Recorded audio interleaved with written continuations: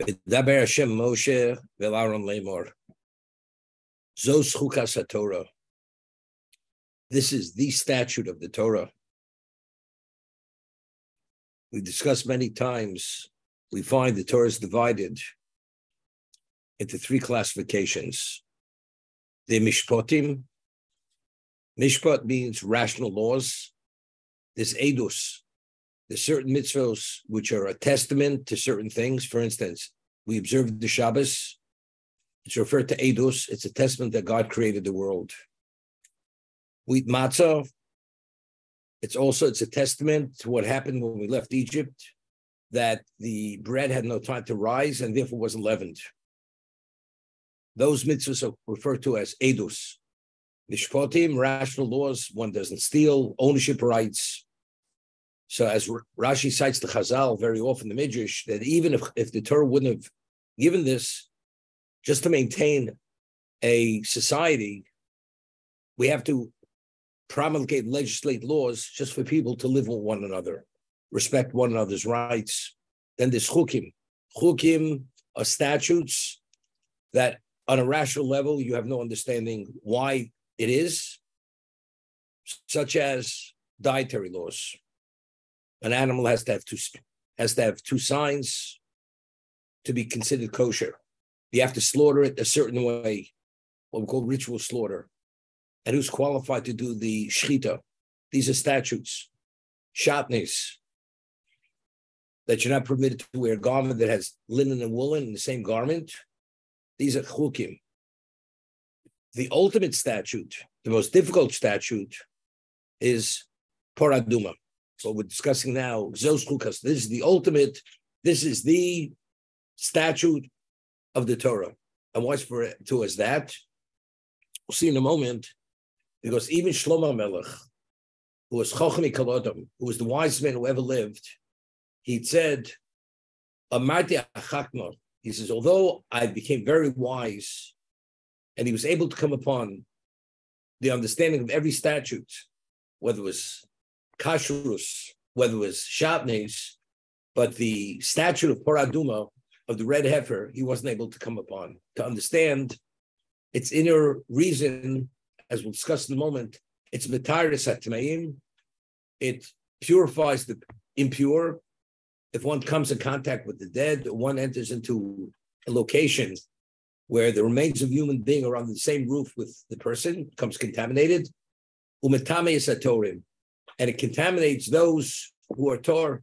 We'll see the certain applications if one transports the mixture of the water and the ash of the red heifer and so on and so forth. These are chukim, or the laws of the Parah Adumah.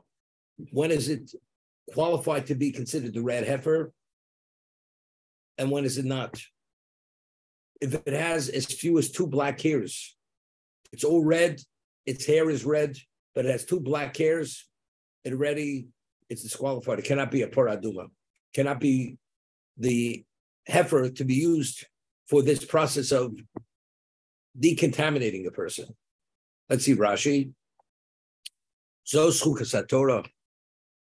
The Torah says, this is the statute. What is it saying? This is the statute. The Fisha Soton v'umos olam monin es Yisrael.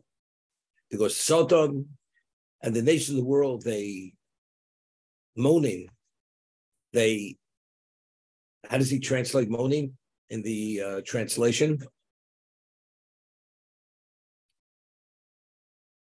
They criticize or they question the accuser. Okay. Loma ma mitzvah zos. They say to us, what is this mitzvah all about? What is the mitzvah? And it has no rational understanding. Leficha kosav chuka. Therefore, Torah goes and classifies as chuka. Gzerihi lefonai. It is my decree. Ein l'chol reshus la'arach reo. And you have no right to even question its veracity, because it's beyond your grasp. Meaning, if the Torah wouldn't have said chukah, it would have been maybe an issue. But since the Torah classifies as chukah, the Torah says, Gzerim lefanai, It's my decree, and you have no right even to go there. It's beyond your grasp. It's something which is unfathomable. And as we said, even Shlomo Melech writes in Koheles, Rechoki Menu, it's beyond my capacity, even though I'm the Chochem Mikol Adam.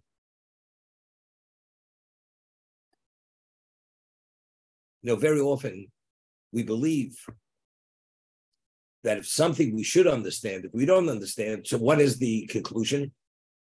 Evidently, it doesn't make any sense. If I should understand it, so why don't I understand it? Evidently, there's something lacking in its cogency. Hashem says it's something beyond your grasp. That you're not able to come upon it up front, I'm telling you, it's beyond human comprehension. Even the wisest man who ever lived, who was endowed with almost divine genius, he cannot come upon it. And he personally tested this fact. So Shlomo says, it's clear it's something beyond somebody of lesser capacity cannot come upon its truth. Therefore,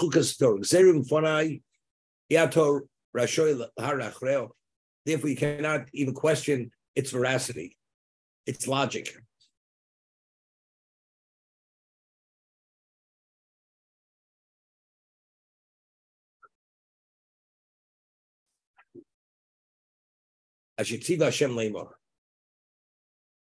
Which Hashem has commanded, saying, you should take for yourselves Parah Adumah, a cow which is red tamima, meaning totally red, total, which is not blemished.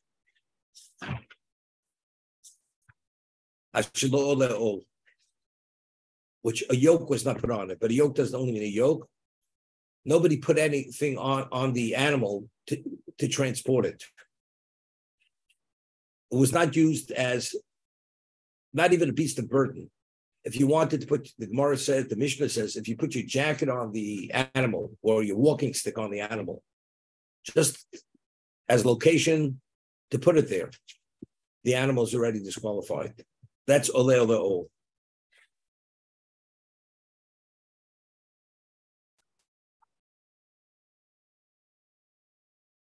Take a look at the Midrash in a number of places when it speaks about chukim. Chukim are always, there's a basis where it seems to be contradictory. For instance, the examples of chukim are always, which are given by the Midrash, except there's a Rashi which cites one of the chukim, which is a little difficult. It's a chok, but what the issue is, for instance, shatnez is a chok. It's a statute. So what's the problem? Why is it? We don't understand it. Why is that a problem? There are many things we don't understand. The answer is because shatnez, we find, is innately a contradiction. Torah says a combination of wool is not permitted. What does that mean? It's not permitted. There's something within this combination which is considered lethal on a spiritual level for your spirituality, for your neshama. The combination of wool and linen. Yet the Torah tells us that if you have a linen garment which is four corners, which has four corners, you have an obligation to put tzitzis. At tzitzis, you must put tchelis, a certain dye on those wool strings. So tchelis can only be put on wool. And if you have a four-cornered linen garment, you must tie woolen strings into that four-cornered garment. When you attach those strings, which are wool, into that four-cornered garment, what are you creating? You're creating a combination of what? Of shatnez, wool and linen. And yet Torah says it's permitted. And not only permitted, you're obligated to put the wool strings onto those corners. So the question is, if in fact this combination is something which is detrimental to your spirituality, why within the context of tzitzis, why is it permitted? So we understand there is a principle. It's called asay dochalos asay. The asay, the positive commandment of tzitzis supersedes the negative commandment of Shabbos. But if it's innateness, it's something which is detrimental, how all of a sudden now it's something which is converted to a mitzvah? The law is that a person is not permitted to marry a sister-in-law. A man has a wife, his brother is married, so then his brother divorces his wife, or she's widowed. The surviving brother is not permitted to marry her. It's considered an incestuous relationship. It carries a very serious liability, which is considered kores. If the person engages with her, the child is a mamzer, is illegitimate. Yet, if that brother should die childless, there's a mitzvah for the surviving brother to perform levirate marriage, which is called yibum, to perpetuate the name of the deceased.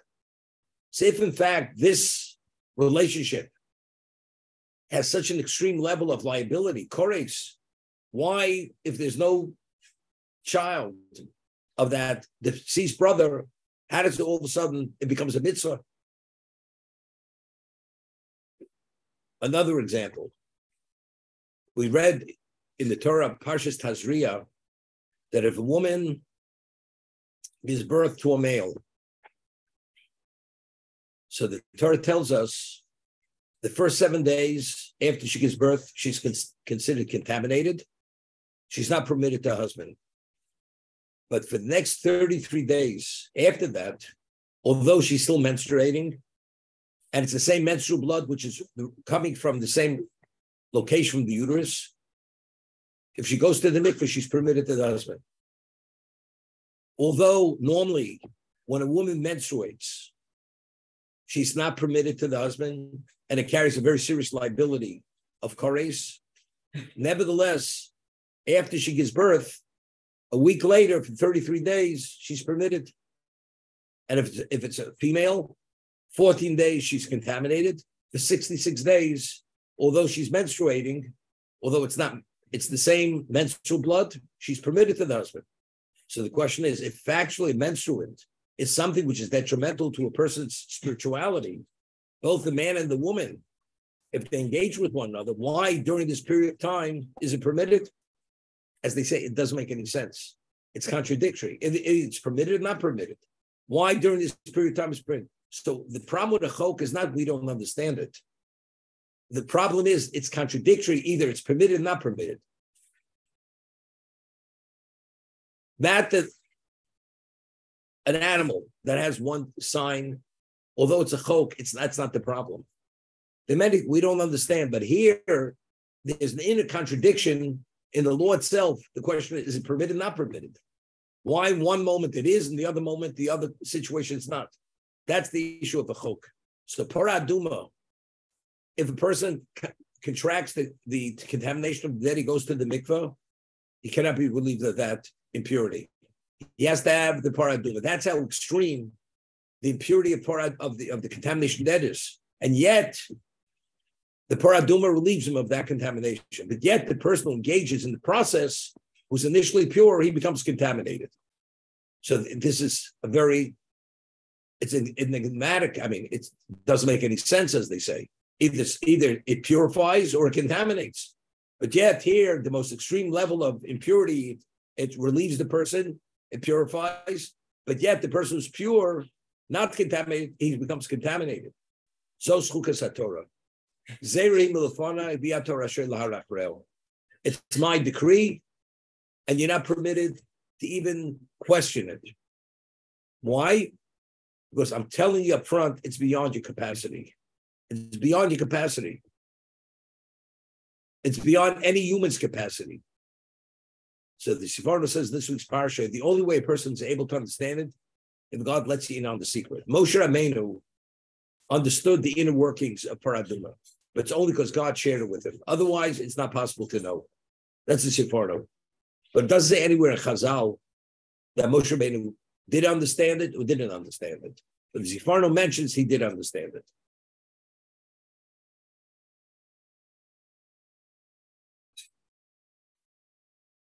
Many years ago, I heard from Rav Gifter, he was the tells Rosh Hashiva, he was an American who studied in Europe before World War II, that they would ask a question.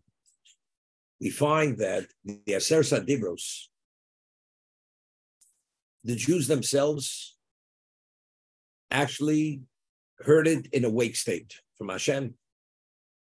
And the impact of hearing directly the Aseres Dibros, the 10 Commandments from God, directly, literally emblazoned their souls with these laws to the point where they will always be touched and affected by that communication. With the 10 Commandments, if you take a look at the 10 Commandments, all the laws of the Aseres Dibros, they're all rational laws. They're rational. Killing, adultery, stealing, idolatry, they're rational. Honoring a parent, a mother and father, observing the Shabbos, as they say, it all makes sense. You would think if you want to have the greatest level of effect in oppression, something which is not understandable, such as the Parah Adumah, which God has to go out of his way say, it's my decree. You have no right even to try to attempt to understand it. Why wasn't that communicated at Sinai? Why was that communicated? Why only the rational laws, which are the Aseres Dibros? That's the question which they asked in Tells in Europe. So he used to say what they answered in Europe.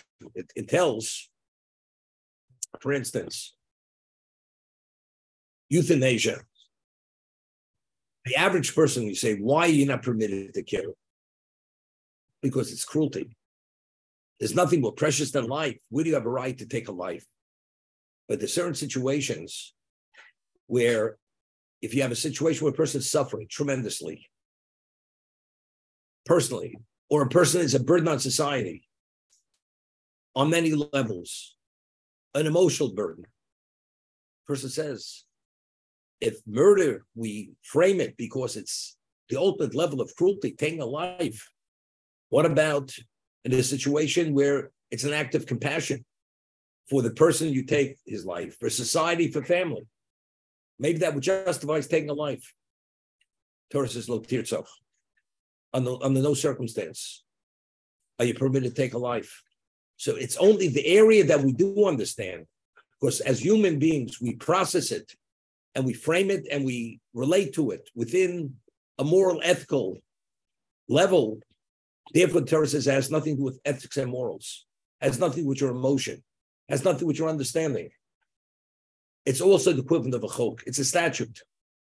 So unless God says you permit it, you're not permitted. The only time you're permitted to take a life, if it's a question of self-defense, if it's a question of preserving your own life, then you're permitted to defend your life.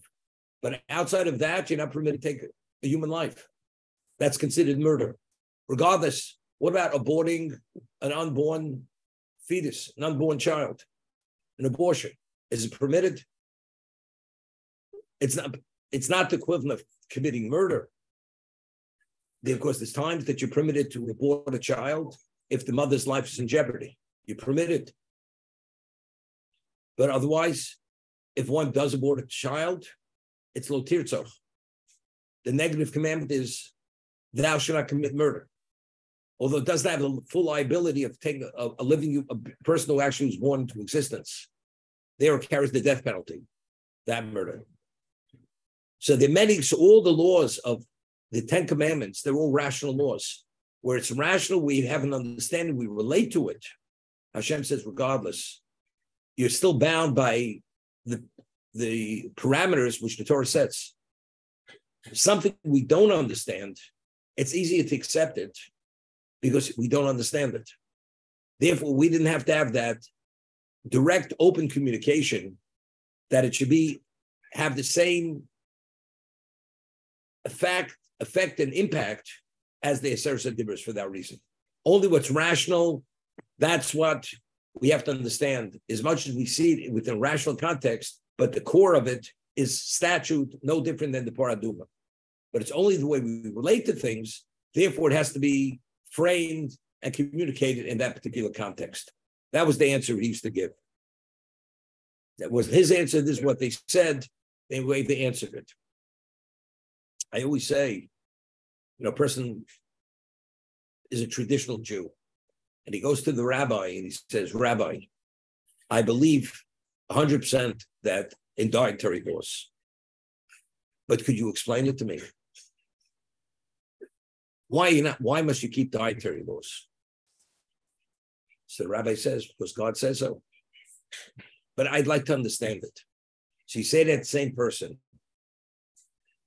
Could you explain to me the Einstein's law of relativity? He says, I'm not a genius. It's beyond my capacity. You have to have a certain type of mind to be able to understand that. But kashrus, dietary laws, which God communicated, which is a chok, which is a statute, I have to understand it. What do you have to understand it for? It's beyond your capacity. Everything in Torah is beyond our capacity. As we once said, even what are considered mishpatim, rational laws, the reason why we keep mishpatim is not because they're rational, because they were communicated at Sinai. That's the reason why. So every law is a chok. The reason why we must keep it has directly to do with our spiritual makeup. However, certain laws, we relate to them on a rational level. Because as human beings, as the Chinuch writes very often, where he gives a rational, philosophical understanding why we must keep mitzvos to make it easier for us. Because as human beings, we relate to things emotionally, rationally, intellectually, but in its essence, the reason why we must keep it is not because of the way we process it. Because it's immoral to do this or unethical to do that. It has nothing to do with ethical. What's ethical and moral is what Hashem says is ethical and moral. And if you behave differently, that's unethical, that's immoral. Except, however, we relate to certain things more easily based on our human emotions and intellect. Do we process it within a human frame? We frame it within that. For instance, send away the mother bird and only then take its chicks or its eggs, because it's cruelty. There's nothing to do with that. Well, you don't slaughter a mother and its calf on the same day because actually it's cruelty. Or because you'll actually, the species will become extinct if you do that. It has nothing to do with that. But that's the way we relate to it. So in its essence, that's not the reason.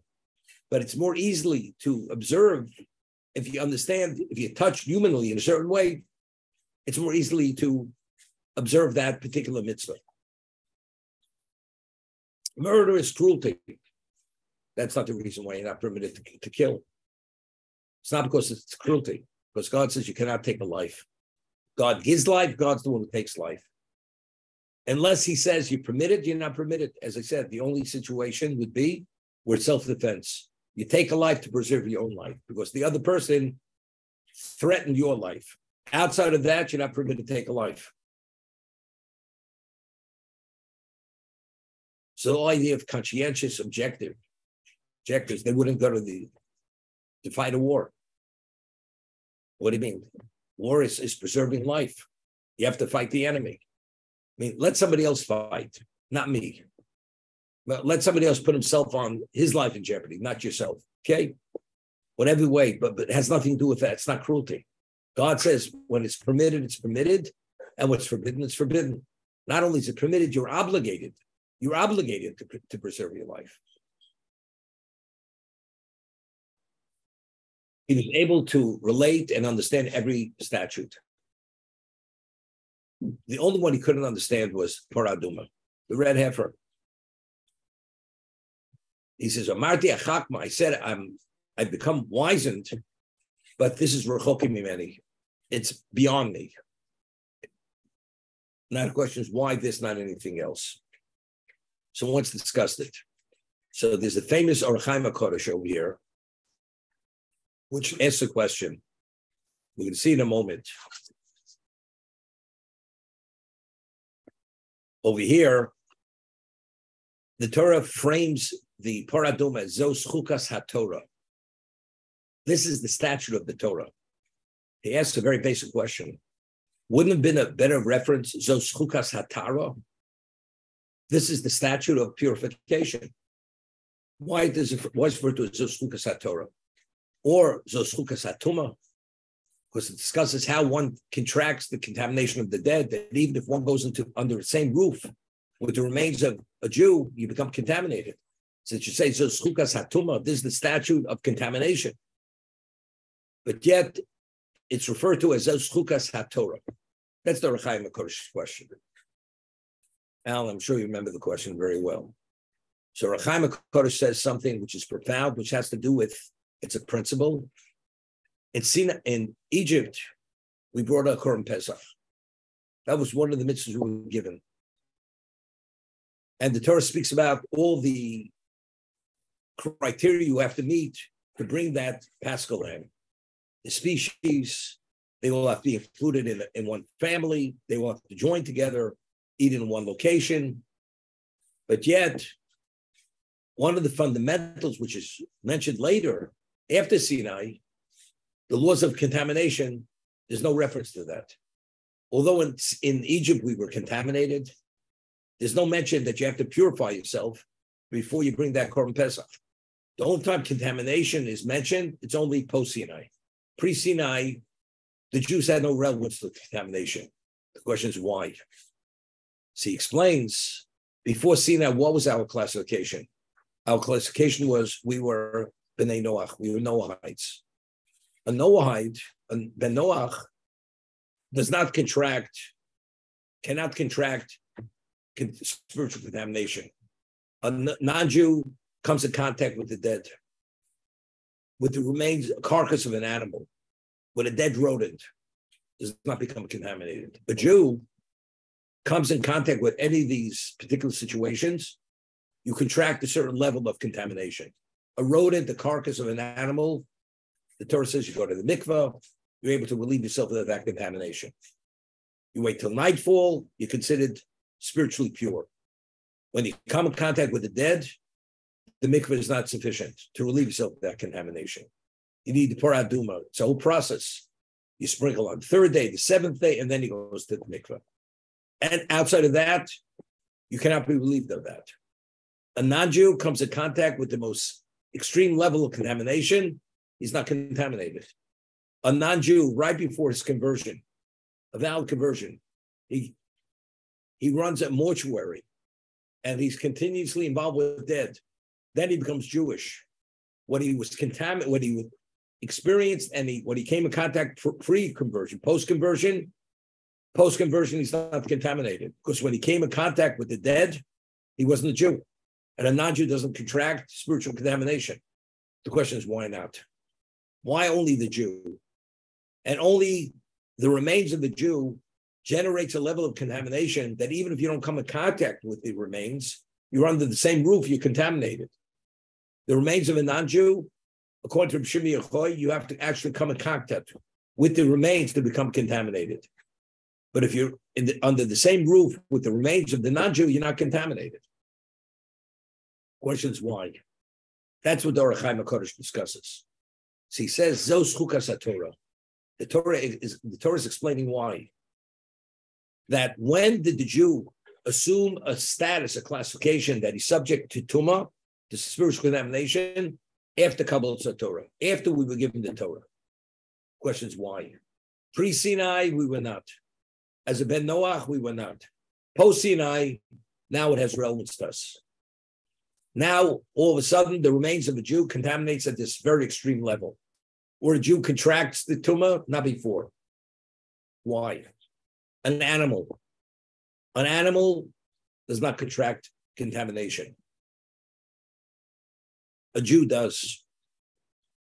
The remains of an animal generates some level of contamination, but not the extreme level of a human being. And a Jew versus a non-Jew, the extent of that contamination is more intense than the contamination of a non-Jew. This is all based on Zos Chukas HaTorah. Sinai was the determining, the transitional point that we developed to another level, or we were advanced, and therefore we're considered a different classification of person. Now we're subject. Before we were not subject. So this is what he explains it. When God created existence, there's a balance. There's a balance in good and evil. The evil he refers to as their nether forces in existence. That's the basis for evil, nether forces. I mean, in Kabbalistic terms, it's called klipos. like you have a klipa, it's a husk. As a husk, you have to remove the husk to get to the kernel. It creates interference. It creates blockage, these nether forces. If you have an overwhelming level of nether force, these forces, that is the basis for spiritual contamination. Because the nether force represents something which is the antithesis of holiness. So he explains that everything in existence has to be sustained, has to have a source of life. That means God wills the nether force. If God wouldn't will there should be a nether force, the nether force can't exist. So he explains, if you have a leech, when it attaches itself to anything which has blood, it attaches itself, and when it's fully satisfied, saturated with blood, it detaches itself. The nether force attaches itself to the source of Kedusha. What's the ultimate source of Kedusha? The Jew. Why is the Jew the ultimate source of Kedusha? The essence of a person is his soul, is his neshama. The neshama of a Jew is a different dimension of the soul of a non-Jew. Different dimension. As a result of that, the Jew being at this more advanced level, the nether force attaches itself to the Jew. Why? Because the Jew has a representation, has that soul, which Rav Chaim Voloshin cites the Zohar, that even the greatest angel cannot fathom the spiritual makeup of the Jewish soul. That's how mega that soul is. As a result of that, the non-Jew has a soul, but the soul has no relevance to what the Jewish soul is whatsoever. The Jewish soul can cleave to God. The non-Jewish soul cannot cleave to God. That's why Kol Yisrael Yesh Lam Chel Olam Haba. Olam Haba is what? A relation with God. God is the infinite. The Jewish soul has relevance to the infinite. The non-Jewish soul is finite at a very specific level. Does not have a share in the world to come. We say in the Amidah, Ato Kodosh Shivcha Kodosh. You are Kodosh. Your name is Kodosh. Ukadoshim Chol Yom Yavu Haselo. And those who praise you every day are Kadoshim. Who praises God every day? The Jew and the Malach. The Malach being created as that spiritual dimension of an angel sings God's praises. The Jew, although we're human, we're finite within our physicality, but the core of the Jew is his soul. And the Jewish soul, being the dimension of what it is, has relevance to sing God's praises. Because the Jew his soul could attach itself, could cleave to God, because we have relevance to that infinite. As a result of that, the nether force has, when it wants to be sustained, it attaches itself to the Jew, because that's the source of its nourishment, because that has to be nourished spiritually. When the Jew dies, what is the body? The body is the receptacle, is the domicile for the neshama. Even after the soul leaves the body, there are traces of that holiness, of that kedusha, which remains with the body. Those traces, it's like a perfume bottle. Even if you empty a perfume bottle, the fragrance of that perfume lingers on in that bottle because that was the receptacle which held the perfume. The body being the receptacle for the neshama, for the soul of this special level, even after it vacates the body, there's traces of that kedusha which remain. The nether forces overwhelmingly attack the body, attack this location, because it wants to draw out all that kedusha, which is the Jewish soul, which is not the not Jewish soul. The intensity of these nether forces create a level of impurity that even if you don't come in contact with the body, you're just under the same roof with it, you become contaminated. The non-Jew, if you touch it, the remains itself, you become contaminated. Because even the non-Jewish soul has a degree of kedusha, so the body is its receptacle, but the nether forces don't attach themselves to the same degree, so the level of intensity of impurity is not the same. Therefore, the non-Jew only contaminates if you come in direct contact, but not if you're under the same roof, because the degree of nether forces which attach themselves are not at the same level. So the intensity of the impurity is not the same. Therefore, you only contaminate in contact, not under the same roof. This is the Orach Chaim HaKodesh. And he gives it, he explains it with a moshel, with an allegory. He says, you have a bucket, a pail. It's filled with nectar. And you empty it. He says, nectar of dates. You empty it. What happens when you empty it? And it's out in the field. All kinds of insects and rodents are attracted to it. If you have a bucket filled with manure and you empty it, it will attract many things, but not to the same degree that the bucket of date nectar will attract much more. So he says the same thing. The body of the Jew, which was the receptacle for the neshama, the Jewish soul, it's another level of what it is. It's a different dimension of holiness. As a result of the traces are a different dimension of trace. Overwhelmingly, these nether forces attach. It generates such an intensity of tumah that even if you don't come in contact, you're contaminated. As a result of this, going to the mikveh is not enough. The nether forces that attach themselves due to the neshama, even Naju, you touch a Naju, you need Parah Adumah also. It's not ordinary. If there's a lesser degree of nether force, the mikveh is sufficient. Come in contact with the remains of a carcass of an animal. A dead rodent, certain rodents contaminate, but you go to the mikveh. For this, mikveh is not sufficient. Because it's a different dimension. It has to do with the spirituality. It has to do with the neshama. It's not, an animal does not have a soul. Even the non-Jew has a soul. As a result of that, the mikveh is not sufficient. You have to go through the process of the Parah Adumah. That's the Orach Chaim HaKodesh. Sinai, when we said Nasiv and Nishma, we accepted the Torah at that special level, unequivocally, without question. We reverted back to pre-sin of Adam. The only reason why it was pronounced death on humanity was because of the Eitz Hadas. We were able to ascend to a level of purity at Sinai that the impurity of the Eitz Hadas no longer had relevance to us. It had nothing to do with the neshama. It had to do with the physicality of the human being. Initially, the physicality of the human being was coalesced with the neshama. Death has to do with the physicality of the human being. It has nothing to do with the soul. The soul is eternal. Person dies, the soul goes on eternally.